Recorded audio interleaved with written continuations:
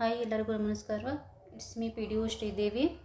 So news ಪೇಪರನ್ನು exam point of view ಯಾವ ರೀತಿ ಓದಬೇಕು ಅಂತೇಳಿ ಸೀರೀಸ್ ನಡೀತಾ ಇದೆ. ನಾನು ಅದು ಮಾರ್ಚ್ 1ನೇ ತಾರೀಕಿನಿಂದ ಸ್ಟಾರ್ಟ್ ಮಾಡಿದ್ದೆ. ಸೊ ಇವತ್ತು ಮಾರ್ಚ್ 8, ಸಾರಿ ಅದು ನನಗೆ ಮಾರ್ಚ್ 3ನೇ ತಾರೀಕಿನಿಂದ ಮಾಡೋಕ್ಕಾಗೋದಿದ್ದಿಲ್ಲ due to some work pressure. So ನಾನು ಇವತ್ತು 3 ದಿನದ್ದು ಎಟ್ ಎ ಟೈಮ್ ಮಾಡ್ತಾಯಿದ್ದೀನಿ. ಅಂದರೆ 6, 7 ಮತ್ತು 8ನೇ ತಾರೀಕಿಂದ ನೋಡೋಣ. ಹಿಂದಿಂದ ಸಾಧ್ಯ ಆದರೆ ನೆಕ್ಸ್ಟ್ ಕ್ಲಾಸಲ್ಲಿ ಅದನ್ನು ಕವರ್ ಮಾಡ್ತೀನಿ. ಓಕೆ. ಸೊ ಇಲ್ಲಿ ಏನು ಹೇಳ್ತಾ ಇದ್ದಾರೆ, ಇಲ್ಲ ಖಾತ್ರಿ ಕೂಲಿ ಊರು ಖಾಲಿ ಖಾಲಿ ಅಂತ ಹೇಳ್ತಾ ಇದ್ದಾರೆ. ಇದು ಎದಕ್ಕೆ ಸಂಬಂಧಪಟ್ಟಿದೆ ಅಂತಂದರೆ ಅದೇ ನಾನು ಮೊನ್ನೆ ಆದರೂ ಹೇಳಿದ್ದೆ, ಮನರೇಗಾ ಸ್ಕೀಮು ಮತ್ತು ನಮ್ಮದು VBG ರಾಮ್ಜಿ ಸ್ಕೀಮದ್ದು ಇಲ್ಲಿ ಮೆನ್ಷನ್ ಆಗಿದೆ. ಇಲ್ಲಿ ನಮ್ಮದು ಮನರೇಗಾ ಸ್ಕೀಮನ್ನು ರಿಪ್ಲೇಸ್ ಮಾಡಿ VBG ರಾಮ್ಜಿ ಸ್ಕೀಮನ್ನು ತೊಗೊಂಡು ಬಂದಿದ್ದಾರೆ ಅಂತ ಹೇಳಿದೆ. ಮತ್ತು ಮನರೇಗಾ ಮತ್ತು VBG ರಾಮ್ಜಿ ಸ್ಕೀಮ್ನಲ್ಲಿ ಇರುವಂತಹ ಡಿಫ್ರೆನ್ಸ್ ನೋಡ್ಕೊಳ್ಳಿ ಅಂತ ಹೇಳಿದ್ದೆ. ವೆರಿ ವೆರಿ ಇಂಪಾರ್ಟೆಂಟ್ ಆಗುತ್ತೆ. ಸೊ ಏನು ಒಂದು ಡಿಫ್ರೆನ್ಸ್ ಆಗ್ತದಂದರೆ, ಫಸ್ಟು ಅದು ನರೇಗಾ ಅಡಿಯಲ್ಲಿ 100 ಡೇಸು ಪರ್ ಒಂದು ಕುಟುಂಬಕ್ಕೆ ಕೂಲಿಯನ್ನು ಒದಗಿಸಲಾಗ್ತಿತ್ತು. ಅದನ್ನು 125 ದಿನಕ್ಕೆ ಇನ್ಕ್ರೀಸ್ ಮಾಡಲಾಗಿದೆ. ಮೊದಲು ಏನಾಗ್ತದಂದರೆ ಕೂಲಿ ಮೊತ್ತವನ್ನು ಕಂಪ್ಲೀಟಾಗಿ ನಮ್ಮದು ಕೇಂದ್ರ ಸರ್ಕಾರನೇ ಭರಿಸ್ತಿತ್ತು. ಇವಾಗ ಏನಂತಂದರೆ ಅದು ಶೇರಿಂಗ್ ಆಗ್ತಾ ಇದೆ. ಇವಾಗ 60 ಇದೆ. ಈಗ 100 ರುಪೀಸ್ ಇತ್ತು ಅಂತಂದರೆ 60 ರುಪೀಸು ನಮ್ಮದು ಕೇಂದ್ರ ಸರ್ಕಾರ ಕೊಡ್ತಾಯಿದೆ ಅಂತ ಹೇಳ್ತದೆ. 40 ನಮ್ಮದು ಸ್ಟೇಟ್ ಗೌರ್ಮೆಂಟು ಇದು ಮಾಡಬೇಕು. ಇದು ನಾರ್ಮಲ್ ಸ್ಟೇಟಿಗೆ ಬಂತು. ಬಟ್ ಹಿಮಾಲಯನ್ ಸ್ಟೇಟಿಗೆ ನೋಡಿದರೆ ಅದು 90:10 ಇದೆ. ಓಕೆ. ನೀಟಾಗಿ ಹೋಗಿ ಇದು 2 ಸ್ಕೀಮನ್ನು ಓದ್ಕೊಳ್ಳಿ ಮತ್ತು ಅದು ಡಿಫ್ರೆನ್ಸ್ ಇರೋ ನೋಡ್ಕೊಳ್ಳಿ. ವೆರಿ ಹೈ ಇಲ್ಡಿಂಗ್ ಟಾಪಿಕ್ ಅಂತ ಹೇಳ್ಬೋದು. ಇದು ಬರುವಂಥ ಚಾನ್ಸಸ್ಸು ತುಂಬಾ ಇದೆ. ಓಕೆ. ಕಮೆಂಟ್ ಸೆಕ್ಷನಲ್ಲಿ VBG ರಾಮ್ಜಿದು ಲಾಂಗ್ ಫಾರ್ಮ್ ಮೆನ್ಷನ್ ಮಾಡಿ. ಓಕೆ. ಇದು ಒಂದು ಉತ್ಸವ ನಡೀತಿದೆ. ಇಲ್ಲಿ ಕಲ್ಗಟ್ಟಿಗೆ ಅನ್ನೋದು ತಾಲೂಕು ಮೆನ್ಷನ್ ಆಗಿದೆ. ಕಲ್ಗಟ್ಟಿಗೆ ಇದಕ್ಕೆ ಫೇಮಸ್ ಅಂತೇಳಿ ಕಮೆಂಟ್ ಸೆಕ್ಷನಲ್ಲಿ ಮೆನ್ಷನ್ ಮಾಡಿ. ಓಕೆ. ಇದೆಲ್ಲ ಏನು ಬೇಡ. ಇದು ಇರಾನ್ ವಿರುದ್ಧ ಟ್ರಂಪ್ ಅಶ್ಲೀಲ ವಾಗ್ದಾಳಿ ಅಂತ ಹೇಳ್ತಾ ಇದ್ದಾರೆ. ಇದೆಲ್ಲ ಏನಾರು ಇರಲಿ. ಬಟ್ ನಮಗೆ ಇಲ್ಲಿ ಒಂದು ಇನ್ಫಾರ್ಮೇಷನ್ ಬಂದಿದೆ. ಏನಂತಂದರೆ 1980ರಲ್ಲಿ ಇರಾನ್ನ ತಬಾಸ್ ಮರುಭೂಮಿಯಲ್ಲಿ ಅಮೆರಿಕಾದ ಮಿಲಿಟರಿ ಕಾರ್ಯಾಚರಣೆ ಆಪರೇಷನ್ ಈಗಲ್ ಕ್ಲಾ ವಿಫಲಗೊಂಡಿದ್ದು ನೆನಪಿದೆಯಾ ಅಂಥೇಳಿ ಇರಾನಿನ ರಾಯಭಾರಿ ಕಚೇರಿಯಲ್ಲಿ ಹೇಳಿದ್ದಾರೆ. ಸೊ ಇಲ್ಲಿ ಏನು ಗೊತ್ತಿರಲಿ ನಮಗೆ ಅಂತಂದರೆ, ಇದು ಆಪ್ರೇಷನ್ ಈಗಲ್ ಕ್ಲಾ ಇದು ಎದಕ್ಕೆ ಸಂಬಂಧಪಟ್ಟಿದೆ ಅಂತಂದರೆ, ಇವರು ಅಮೆರಿಕ ಇರಾನ್ನ ತಬಾಸ್ ಮರುಭೂಮಿಯಲ್ಲಿ ಮಾಡಿದ ಮಿಲಿಟರಿ ಕಾರ್ಯಾಚರಣೆ ಅಂಥೇಳಿ ಗೊತ್ತಿರಲಿ. ತಬಾಸ್ ಮರುಭೂಮಿ ಎಲ್ಲಿ ಕಂಡು ಬರ್ತೈತಿ, ಇರಾನಲ್ಲಿ ಅಂತೇಳಿ ಗೊತ್ತಿರಲಿ. ಮತ್ತು ನಮ್ಮದು ಮೊನ್ನೆ ಹೇಳಿದ್ದೆ ನಾನು, ಕಾರ್ಗ್ ದ್ವೀಪ ವೆರಿ ವೆರಿ ಇಂಪಾರ್ಟೆಂಟ್, ಇರಾನಲ್ಲಿ ಕಂಡು ಬರುತ್ತೆ. ಇಲ್ಲೇನು ಹೇಳ್ತಾ ಇದ್ದಾರೆ, ಅಘನಾಶಿನಿಯಲ್ಲಿ ಮೀನಿನ ಸುಗ್ಗಿ ಅಂತ ಹೇಳ್ತಾ ಇದ್ದಾರೆ. ಅದೇ ಹಿನ್ನೀರಿನಲ್ಲಿ ಮೀನು ಸಾಗಾಣಿಕೆ ಮಾಡಿ ಅದನ್ನು ಮಾರಾಟ ಮಾಡ್ತಿರೋದು ಒಂದು ನ್ಯೂಸ್ ಬಂದಿದೆ. ಓಕೆ. ಇದು ಏನಾರು ಇರಲಿ, ಬಟ್ ನಮ್ಗೆ Aghanashini exam point of view very very important ಆಗುತ್ತೆ. ಸೊ ಇದು ವೆಸ್ಟ್ ಫ್ಲೋಯಿಂಗ್ ರಿವರ್ ಬರುತ್ತೆ. ಓಕೆ. ಇದು ಉಂಚಳಿ ಜಲಪಾತವನ್ನು ನಿರ್ಮಾಣ ಮಾಡುತ್ತೆ. ಅಘನಾಶಿನಿ ನದಿ ಎಲ್ಲಿ ಹುಟ್ಟುತ್ತೆ ಅಂತೇಳಿ ಕಮೆಂಟ್ ಸೆಕ್ಷನಲ್ಲಿ ಮೆನ್ಷನ್ ಮಾಡಿ. ಹೋಗಿ ನೀಟಾಗಿ ಅಘನಾಶಿನಿಯನ್ನು ಓದ್ಕೊಳ್ಳಿ. ಲೋಕ್ ಅದಾಲತ್ ತೀರ್ಪು ಪ್ರಶ್ನಾತೀತವಲ್ಲ. ಓಕೆ. ಒನ್ಸ್ ಅಗೇನ್ ನಾನು ಐ ಥಿಂಕ್ ಮಾರ್ಚಲ್ಲಿ ಬಂದಿತ್ತು ಲೋಕ್ ಅದಾಲತ್ ಬಗ್ಗೆ. Very very important concept. Weaker ಸೆಕ್ಷನ್ನಿಗೆ ಒಂದು ಪ್ರೀ ಲೀಗಲ್ ಸರ್ವಿಸ್ ಕೊಡುವಂತಹ ಕಾನ್ಸೆಪ್ಟ್ ಅಡಿ ಲೋಕ್ ಅದಾಲತ್ ಸ್ಥಾಪನೆಗಳಾಗಿದ್ದಾವೆ. ಇವು ಬೋತ್ ಸಿವಿಲ್ ಮತ್ತು ಕ್ರಿಮಿನಲ್ ಕೇಸಸ್ಗಳನ್ನು ನೋಡ್ಕೋತಾವೆ. ಬಟ್ ಅದರದ್ದು ನೇಚರ್ ಒಂದು ಸ್ವಲ್ಪ ವೇರಿ ಇರುತ್ತೆ. ಯಾವ ರೀತಿ ನೇಚರ್ ಅದನ್ನು ನೋಡ್ಕೋತಾವೆ ಅಂತ ಹೇಳಿ ಕಮೆಂಟ್ ಸೆಕ್ಷನಲ್ಲಿ ಮೆನ್ಷನ್ ಮಾಡಿ. ಮತ್ತು ಇದ್ರದ್ದೇನು ಕಾಂಪೋಸಿಷನ್ ಹೆಂಗಿರುತ್ತೆ, ಮತ್ತು ಇದರಲ್ಲಿ ಎಷ್ಟು ಜನ ಇರ್ತಾರೆ, ಮತ್ತು ಎಲ್ಲೆಲ್ಲಿ ನಂತರ ಮೆಂಬರ್ಸ್ ಬರ್ತಾರೆ ಅಂತ ಹೇಳಿ ನೋಡ್ಕೊಳ್ಳೋದು ವೆರಿ ವೆರಿ ಇಂಪಾರ್ಟೆಂಟ್ ಆಗುತ್ತೆ. ಓಕೆ. ನೀಟಾಗಿ ಸ್ಟಡಿ ಮಾಡ್ಕೊಳ್ಳಿ. ಇದು ಲೋಕ್ ಅದಾಲತ್. ಇದೆಲ್ಲ ಲೋಕಲ್ ನ್ಯೂಸ್ ಇದೆ. ಇದು ನಮ್ಮದು ಸೆನ್ಸಸ್ ಬಗ್ಗೆ ಒಂದು ಆರ್ಟಿಕಲ್ ಬಂದಿದೆ. ಸೊ ಇಲ್ಲಿ ವಿಶ್ವಾಸಾರ್ಹ ದತ್ತಾಂಶ ಸಂಗ್ರಹಣೆ ಆಗಲಿ ಅಂಥೇಳಿ ಒಂದು ಆರ್ಟಿಕಲ್ ಇದೆ. ಬಟ್ ನಮಗಿಲ್ಲಿ census concept very very important. ಪದೇ ಪದೇ ಹೇಳ್ತಾ ಇದ್ದೀನಿ. ಹೋಗಿ ನೀಟಾಗಿ 2011 ಸೆನ್ಸಸ್ಸನ್ನು ಓದ್ಕೊಳ್ಳಿ. ಈ ಸತ ಕಂಪೇರ್ ಮಾಡಿ ಕೇಳುವಂಥ ಚಾನ್ಸಸ್ ತುಂಬಾ ಇದೆ. ಸೊ ಕಮೆಂಟ್ ಸೆಕ್ಷನಲ್ಲಿ ಮೆನ್ಷನ್ ಮಾಡಿ. ಅಂದರೆ ಟಾಪ್ 4 ಸ್ಟೇಟ್ ಅಂತಂದರೆ ಲೋಯೆಸ್ಟ್ ಪಾಪ್ಯುಲೇಷನ್ ಇರುವಂತಹ 4 ರಾಜ್ಯಗಳು ಯಾವುವು ಅಂತೇಳಿ. ಓಕೆ. ಇದೆಲ್ಲ ಏನು ಬೇಡ. ಶಿಕ್ಷಣ ನೀತಿ KPSC ಸುಧಾರಣೆ ಇಚ್ಛಾಶಕ್ತಿ ಕೊರತೆ ಅದೆಲ್ಲ ಏನು ಗೊತ್ತಿರುತ್ತೆ. ಇದೆಲ್ಲ ಏನು ಬೇಡ. ಆರ್ಟಿಕಲ್ ಬಂದಿದೆ. ಬಟ್ ಇಲ್ಲಿ ನಮಗೆ ಏನಂತಂದರೆ, ನೀವು ನಮ್ಮದು ರಾಜ್ಯ ಲೋಕಸೇವಾ ಆಯೋಗದ ಬಗ್ಗೆ ನೀಟಾಗಿ ಓದ್ಕೊಳ್ಳಿ. ಮತ್ತು ಏನಂತಂದರೆ ನಮ್ಮದು ಜಂಟಿ ಲೋಕಸೇವಾ ಆಯೋಗ ಅಂತ ಬರುತ್ತೆ, ಇನ್ನೂ joint public service commission. So ಅದು ಏನಂತಂದರೆ ಸ್ಟ್ಯಾಚ್ಯುಟರಿ ಬಾಡಿ. ಇದು ಗೊತ್ತಿರಲಿ ನಿಮಗೆ. ಇದು ನಮ್ಮದು ಕಾನ್ಸ್ಟಿಟ್ಯೂಷನಲ್ ಬಾಡಿ. ಕೇಂದ್ರ ಲೋಕಸೇವಾ ಆಯೋಗ ಇರ್ಬೋದು, ರಾಜ್ಯ ಲೋಕಸೇವಾ ಆಯೋಗ ಇರ್ಬೋದು, 2 ಕಾನ್ಸ್ಟಿಟ್ಯೂಷನಲ್ ಬಾಡಿ. ಬಟ್ ನಮ್ಮದು ಜಾಯಿಂಟ್ ಪಬ್ಲಿಕ್ ಸರ್ವಿಸ್ ಕಮಿಷನ್ ಏನಿದೆಲ್ಲ statutory body. Very very important ಇದು ಕಾನ್ಸೆಪ್ಟ್ ಇದು. ಮತ್ತು ಇಲ್ಲಿ ಕಮೆಂಟ್ ಸೆಕ್ಷನಲ್ಲಿ ಒಂದು ಜಂಟಿ ಲೋಕ ಸೇವಾ ಆಯೋಗದ ಸದಸ್ಯರನ್ನು ಯಾರು ಆಯ್ಕೆ ಮಾಡ್ತಾರೆ ಅಂಥೇಳಿ. ಓಕೆ, ನೀಟಾಗಿ ಇವ್ರನ್ನ ಮೂರನ್ನು ಓದ್ಕೊಳ್ಳಿ. ಇದೆಲ್ಲ ಏನು ಬೇಡ ನೋಡಿಲ್ಲ. ಅಮೂಲದ್ದು 1,00,000 ಕೋಟಿ ದಾಟಿದ ವ್ಯವಹಾರ ಅಂದ್ರೆ ಅಮೂಲ್ ವೆರಿ ಇಂಪಾರ್ಟೆಂಟ್ ಆಗುತ್ತೆ. ಅಮೂಲು ನಮ್ಮದು KMF ಕೋಆಪ್ರೇಟಿವ್ ಸೊಸೈಟೀಸನ್ನು ವೆರಿ ಇಂಪಾರ್ಟೆಂಟ್ ಕಾನ್ಸೆಪ್ಟು. ಹೋಗಿ ಇದನ್ನು ಅಮೂಲ್ ಬಗ್ಗೆ ಒಂದು ಸ್ವಲ್ಪ ನೋಡ್ಕೊಳ್ಳಿ ಬೇಸಿಕ್. ಎಷ್ಟು ಬಿಗ್ನರ್ಸಿಗೆ ಗೊತ್ತಿರೋಂಗಿಲ್ಲ ಅಮೂಲ್ ಯಾವ ರಾಜ್ಯಕ್ಕೆ ಸೇರಿದೆ ಅಂತೇಳಿ, ಅದನ್ನು ಕಮೆಂಟ್ ಸೆಕ್ಷನಲ್ಲಿ ಮೆನ್ಷನ್ ಮಾಡಿ.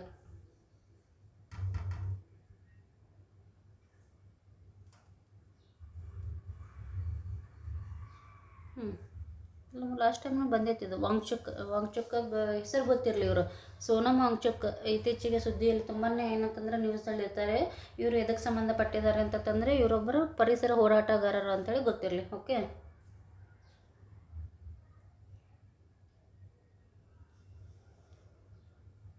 ಓಕೆ 6ನೇ ತಾರೀಕಿಂದ ಮುಗೀತು. ಇವಾಗ 7ನೇ ತಾರೀಕಿಂದ ನೋಡೋಣ.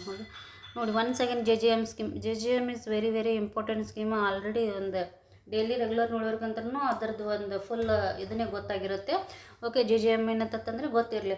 ಇದು ನಮ್ಮದು ರೂರಲ್ ಪ್ಲೇಸಸ್ಸಿಗೆ, ರೂರಲ್ ಮನೆಗಳಿಗೆ ಪ್ರೈವೇಟ್ ಡ್ರಿಂಕಿಂಗ್ ವಾಟರ್ ಕೊಡುವಂತಹ ಒಂದು ಯೋಜನೆ ಅಂತ ಗೊತ್ತಿರಲಿ.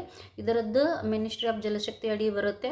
ಮತ್ತು ಒಂದು ವ್ಯಕ್ತಿಗೆ ಒಂದು ದಿನಕ್ಕೆ 55 LPCD ವಾಟರನ್ನು ಕೊಡ್ತಾರೆ. ಹೋಗಿ ನೀಟಾಗಿ JJM ಅನ್ನು ಓದ್ಕೊಳ್ಳಿ. ಇದು ಯಾರು ಫಸ್ಟ್ ಟೈಮ್ ನೋಡ್ತಾ ಇದ್ದಾರಲ್ಲ, ವೆರಿ ವೆರಿ ಇಂಪಾರ್ಟೆಂಟ್ ಸ್ಕೀಮ್ ಆಗುತ್ತೆ. ಯಾಕಂತಂದರೆ ಇದನ್ನು 2028ರವರೆಗೂ ವಿಸ್ತರಣೆ ಮಾಡಿದ್ದಾರೆ ಈ ಸ್ಕೀಮನ್ನು. ಇದೆಲ್ಲ ಏನು ಬೇಡ. ಅದೇ KPSC ಅಕ್ರಮ ನಾಳೆಯಿಂದ ಧರಣಿ. ಹೋಗಿ ಅದು ಬೇಸಿಕ್ ಓದ್ಕೊಳ್ಳಿ ಇದರದ್ದು KPSCದು. ಅದೇ ಉದ್ಯೋಗ ಖಾತ್ರಿ ಯೋಜನೆ ತ್ರಿಶಂಕು ಸ್ಥಿತಿ, ಗ್ರಾಮೀಣ ಸಂಕಷ್ಟ ಕೊನೆಯಲ್ಲಿ ಅಂತ ಹೇಳ್ತಾ ಇದ್ದಾರೆ. ಅದೇ ಮನರೇಗಾ ಸ್ಕೀಮನ್ನು ರಿಪ್ಲೇಸ್ ಮಾಡಿ VVG ರಾಮ್ಜಿ ಸ್ಕೀಮ್ ಬಂದಿದೆ.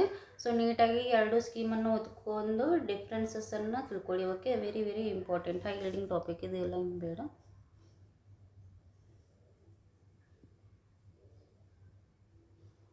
ಇದಾಗ್ತಾ ಇದೆಲ್ಲ ಪ್ಯಾಲೆಸ್ತೈನ್ದಲ್ಲಿ ಎಷ್ಟು ಕಷ್ಟ ಆಗ್ತಾಯಿದೆ, ಇವರು ಇಸ್ರೇಲದ ಎಷ್ಟು ದಬ್ಬಾಳಿಕೆ ಆಗ್ತಾಯಿದೆ, ಅದು ಇದೆಲ್ಲ ಏನು ಬಂದಿದೆ. ಬಟ್ ಇದೆಲ್ಲ ಏನು ಬೇಕಾಗಿಲ್ಲ.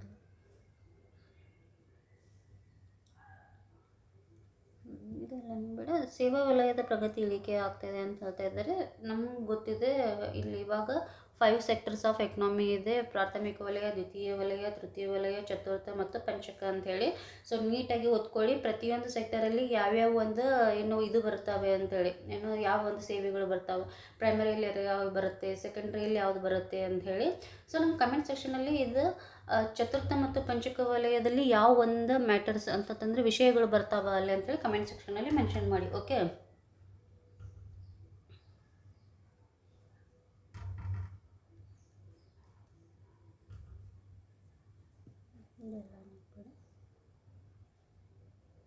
ಓಕೆ 7ನೇ ತಾರೀಕಿನಲ್ಲಿ ಏನು ಇಂಪಾರ್ಟೆಂಟ್ ಇದೆಯಲ್ಲ ಅಷ್ಟೇ ಪೇಜಸನ್ನು ಅಲ್ಲಿ ತೊಗೊಂಡ್ಬಿಟ್ಟು ಹೇಳಿದ್ದೀನಿ. ಏಪ್ರಿಲ್ 8 ಇವತ್ತಿನ ನೋಡೋಣ. ಗಡುವಿನ ಹತ್ತಿರ ಗುಡುಗಿನ ಅಬ್ಬರ. ಅದೇ ಒನ್ಸ್ ಅಗೇನ್ ಯುದ್ಧ ನಡೀತಿದೆಯಲ್ಲ, ಇರಾನ್ ಮಾತು ಕೇಳ್ತಿಲ್ಲ ಅಂತ ಹೇಳಿ ಅಮೇರಿಕ ಸಿಟ್ಟು ಮಾಡ್ಕೊಂಡಿದೆ. ಅದ್ರದ್ದು ಬೇಗ ನಾನು ಹೇಳಿದೆ ನೋಡಿ. ಮತ್ತೆ ಕಾರ್ಗ್ ದ್ವೀಪ ಬಂದಿದೆ. Very very important.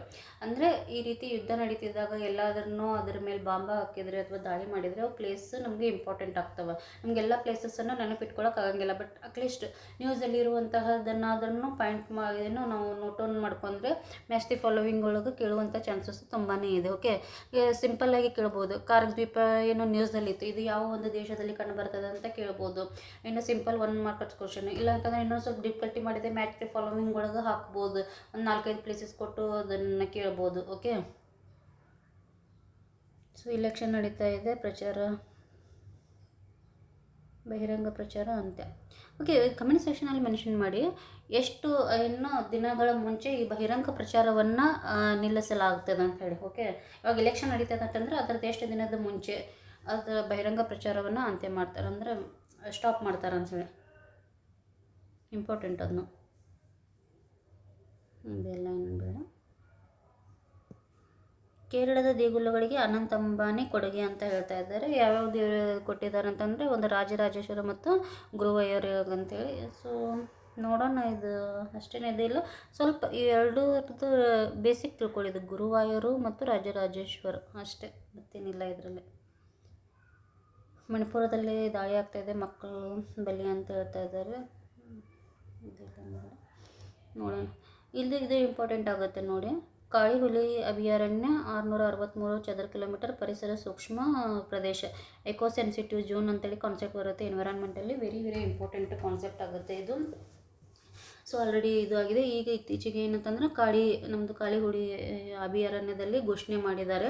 Okay, once again ಅದನ್ನು ಎಕೋ ಸೆನ್ಸಿಟಿವ್ ಝೋನ್ ಅಂತೇಳಿ ಕನ್ಸಿಡರ್ ಮಾಡಿದರೆ, ಅದನ್ನು ಘೋಷಣೆ ಮಾಡಿದರೆ ಅಲ್ಲೆಲ್ಲ ಯಾವ ಚಟುವಟಿಕೆಗಳಿಗೆ ನಿರ್ಬಂಧ ಆಗ್ತೈತಿ ಅಂತೇಳಿ ಅದು ನಿಮಗೆ ಗೊತ್ತಿರಬೇಕು. ಓಕೆ,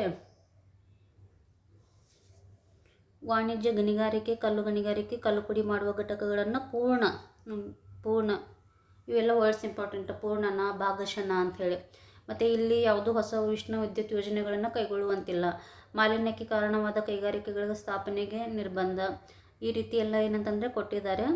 ಮತ್ತು ಇಲ್ಲಿ ನೋಡಿ, ಪರಿಸರ ಸೂಕ್ಷ್ಮ ಪ್ರದೇಶದ 1 ಕಿಲೋಮೀಟರ್ ಒಳಗೆ ಇವಾಗ ಒಂದು ಘೋಷಣೆ ಮಾಡಿರ್ತಾರಲ್ಲ, ಇಲ್ಲಿ ಬೌಂಡ್ರಿ ಇರುತ್ತೆ ಇದರದ್ದು. ಯಾವುದೋ ಒಂದು ವೈಲ್ಡ್ ಲೈಫ್ ಸೆಂಚುರಿ ಇರ್ಬೋದು. ಇದು ಇಲ್ಲಿಂತ್ರ 1 ಕಿಲೋಮೀಟ್ರ್ ಒಳಗೆ ಅಲ್ಲಿ ಯಾವುದೋ ರಿಸಾರ್ಟು ಮತ್ತು ಇವೆಲ್ಲ ಏನಂತಂದರೆ ಓಪನ್ ಮಾಡುವಂಗಿಲ್ಲ ಅಂತ ಹೇಳ್ತಾ ಇದ್ದಾರೆ. ಮತ್ತು ದೊಡ್ಡ ಪ್ರಮಾಣದಲ್ಲಿ ಜಾನುವಾರು, ಕೋಳಿ ಫಾರ್ಮ್ಗಳಿಗೆ ಅವಕಾಶ ಇಲ್ಲ.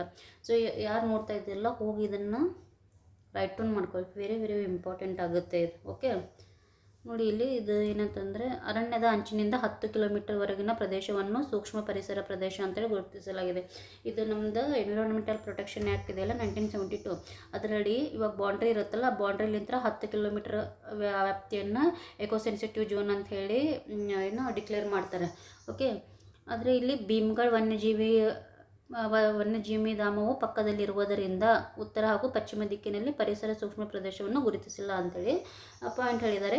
ಈ ಭೀಮ್ಗಢ್ ವನ್ಯಜೀವಿ ಧಾಮ ಎಲ್ಲಿ ಕಂಡು ಬರ್ತದೆ ಅಂತೇಳಿ ಕಮೆಂಟ್ ಸೆಕ್ಷನಲ್ಲಿ ಮೆನ್ಷನ್ ಮಾಡಿ. Okay, very important concept. ಇದನ್ನೆಲ್ಲ ಬರ್ಕೋರಿ ನೀವು.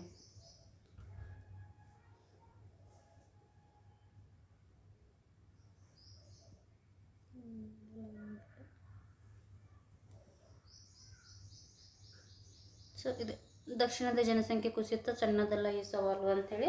ಅದು ಅಂದರೆ ಈ ಕಲ್ಯಾಣ ಕಾರ್ಯಕ್ರಮಗಳ ಒಂದು ಫಲವಾಗಿ ಏನಾಗಿತ್ತು ಅಂದ್ರೆ, ನಮ್ಮದು ನಾರ್ತ್ ಮತ್ತು ಸದರ್ನ್ ಸ್ಟೇಟಲ್ಲಿ ನಮ್ಮದು ಸದರ್ನ್ ಸ್ಟೇಟದವರು ಹೆಚ್ಚಿಗೆ ಇಂಪಾರ್ಟೆನ್ಸ್ ಕೊಟ್ಟರು ಈ ಪಾಪ್ಯುಲೇಷನ್ ಕಂಟ್ರೋಲ್ ಮಾಡಲಿಕ್ಕೆ. ಫಾರ್ ಎಕ್ಸಾಂಪಲ್ 2 ಮಕ್ಕಳು ಸಾಕು ಅಂಥೇಳಿ ಈ ರೀತಿ ಎಲ್ಲ ಮಾಡಿದ್ದಕ್ಕೆ ಕಂಪೇರ್ ಟು ನಾರ್ತ್, ಸೌತಲ್ಲಿ ಜನಸಂಖ್ಯೆ ಕಡಿಮೆ ಆಗಿದೆ ಅಂತೇಳಿದೆ. ಸೊ ಇದೆಲ್ಲ ಆರ್ಟಿಕಲ್ ಬಂದಿದೆ. ಅದೇ ಹೇಳ್ತೀನಿ, ಸೆನ್ಸಸ್ ವೆರಿ ವೆರಿ ಇಂಪಾರ್ಟೆಂಟು.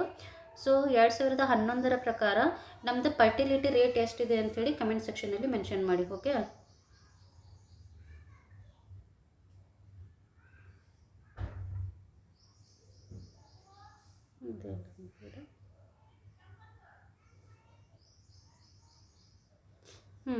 ಇಲ್ಲಿ ಆರ್ಟಿಮಿಸ್ 2 ವೆರಿ ವೆರಿ ಇಂಪಾರ್ಟೆಂಟ್. ಹೈಲಿಂಗ್ ಟಾಪಿಕ್ ಬರಲೇಬೇಕು ಇದೊಂದು ಕ್ವಶನ್ನು. ಫಸ್ಟ್ ಆಫ್ ಆಲ್ ಕೇಳ್ತಾರೆ ಆರ್ಟಿಮಿಸ್ 2 ಎದಕ್ಕೆ ಸಂಬಂಧಪಟ್ಟಿದೆ ಮತ್ತು ಇದು ಯಾರ್ದು ಯೋಜನೆ ಅಂತ ಕೇಳ್ತಾರೆ. ಇದು ಫಸ್ಟ್ ನಾಸಾದ ಯೋಜನೆ ಅಂತ ಗೊತ್ತಿರಲಿ. ಬೇಸಿಕ್ ತಿಳ್ಕೊಬೇಕು. ಆರ್ಟಿಮಿಸ್ 2 ಎದಕ್ಕೆ ಸಂಬಂಧಪಟ್ಟಿದೆ ಅಂತಂದರೆ, ಇದು ನಮ್ಮದು ಚಂದ್ರನ ದಕ್ಷಿಣ ಧ್ರುವದಲ್ಲಿ ಮಾನವ ಹೆಜ್ಜೆ ಇಡುವ ಪ್ರಯತ್ನಕ್ಕೆ ಮುನ್ನುಡಿ ಅಂತ ಹೇಳ್ತಾ ಇದ್ದಾರೆ. ಅಂದರೆ ದಕ್ಷಿಣ ಧ್ರುವದಲ್ಲಿ ಮಾನವನ ಹೆಜ್ಜೆ ಇಡುವಂತಹ ಪ್ರಯತ್ನ ಇದು. ಸೊ ಹೋಗಿ ನೀಟಾಗಿ ಒಂದು ಸ್ವಲ್ಪ ಆರ್ಟಿಮಿಸ್ 2ದು ನೋಡ್ಕೊಳ್ಳಿ. ಓಕೆ, ನನಗೆ ಯಾವ್ದು ಇಂಪಾರ್ಟೆಂಟ್ ಸ್ಟ್ಯಾಟಿಕ್ ಸಬ್ಜೆಕ್ಟ್ ಹೇಳಿದ್ದೀನಲ್ಲ ಅವ್ರನ್ನ ನೀಟಾಗಿ ಓದ್ಕೊಳ್ಳಿ. ಅಂದರೆ ಇಂಟಿಗ್ರೇಟೆಡ್ ಅಪ್ರೋಚ್ ಇರಲಿ. ಓಕೆ, VBG ರಾಮ್ಜಿ ಸ್ಕೀಮ್ ಆಯಿತು, ಮನರೇಗಾ ಸ್ಕೀಮ್ ಆಯಿತು, ಮತ್ತು ಲೋಕ್ ಅದಾಲತ್ ಆಯಿತು, ನಮ್ಮದು ಜಾಯಿಂಟ್ ಪಬ್ಲಿಕ್ ಸರ್ವಿಸ್ ಕಮಿಷನ್ ಆಯಿತು. ಗೊತ್ತಿರಲಿ, ಯಾವ 2 ಕೇಂದ್ರ ಮತ್ತು ರಾಜ್ಯ ಲೋಕಸೇವೆಗಳು ಆಯೋಗಗಳು ಕಾನ್ಸ್ಟಿಟ್ಯೂಷನಲ್ ಬಾಡಿ ಆದರೆ, ನಮ್ಮದು ಜಂಟಿ ಏನೈತಿ ಅದು ಸ್ಟೇಟ್ ಬರುತ್ತೆ. ಇದು ಸ್ಟೇಟ್ ಅಂತೀನಿ, ಸ್ಟ್ಯಾಟ್ಯೂಟರಿ ಬಾಡಿ ಇದೆ ಅದು. Thank you one and all.